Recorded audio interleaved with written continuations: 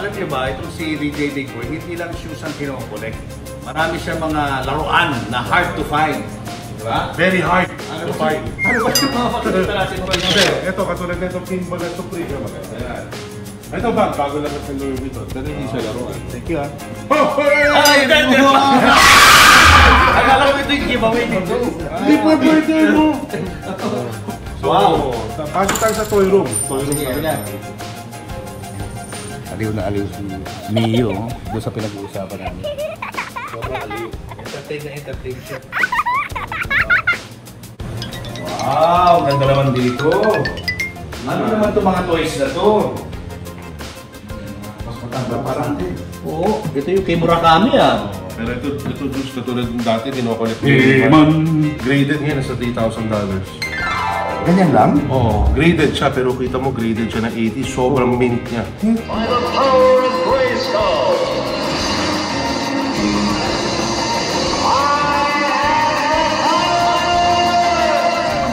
Di ba? Dapat pala nung bata tayo, hindi na natin binuksan yung lalagyan. Hindi mo natin alam. 30 years na. Tapos pala nito. Alam mo ba, 35 years na to. Shira. Shira. Oo. So Ito. Ano to? Tetsugen labas ng Beams Japan. Ito, binigay sa akin Jollibee. Jollibee na old. Old. Sabi ito yung ano, yung Ito. gawa ni Jigger. Na Adidas, 50 Adidas. Na dinisplay sa Seoul Carnival. Ito naman gawa ni Egg Fiasco. Ito mga different. Iba silang painted. Hindi pa rin gamitin yung mga shoes na yan. Hindi na. Dapat yung mga nasa mesa, ginagawa natin. Ito yung ano, Burberry na Bathing Ape. Ito rare to. Hirap kunin dito. Magkano yun yung Ito, pag kunya reseller's price sa mga 80,000. Pesos na. Okay. Hindi tayo Ito, ano pa meron ka niya? Ayan, meron pa niya. House.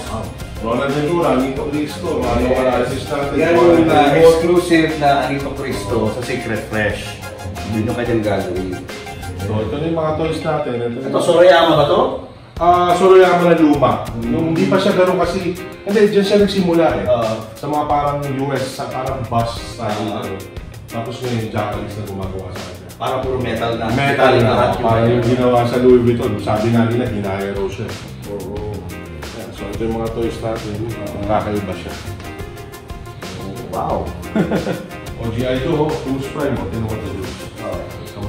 Balita ko meron ka ng mga Voltex 5 dito. Meron, pakita ko sa inyo. Yun ang gusto natin makita. Tayo mga pinanganak ng 80s. Yan yung mga laruan natin. Ito, rare to.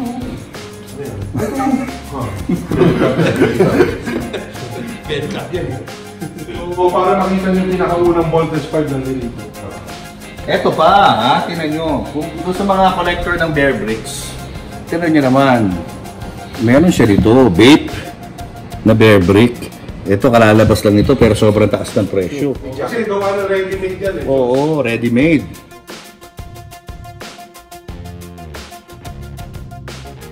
Yung sikat sa Japan na gumagawa ng mga bag damit, hindi gano'n ready-made. Saka yun! Yun mismo, ito. Chanel. Isa sa pinaka, or ito yung pinakasikat siguro na Bear Bricks sa buong mundo. Chanel, oh. Chanel, no? Magkano, ilang milyon ba to? Isa. Ngayon ah.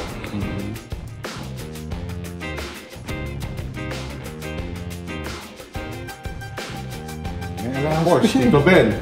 Red Cap, exclusive from Secret. Nasa rin Voltes 5.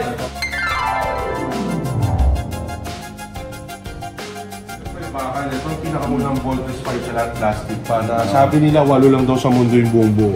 Oo. Isa to. Yan ang pinakamahal yung plastic? Oo. Kasi ako na lumaki ako, nagkaroon ako dati yung Voltes 5, yung nasa May bakal din box ako. yung nasa SM. Yes, pero ito talaga yung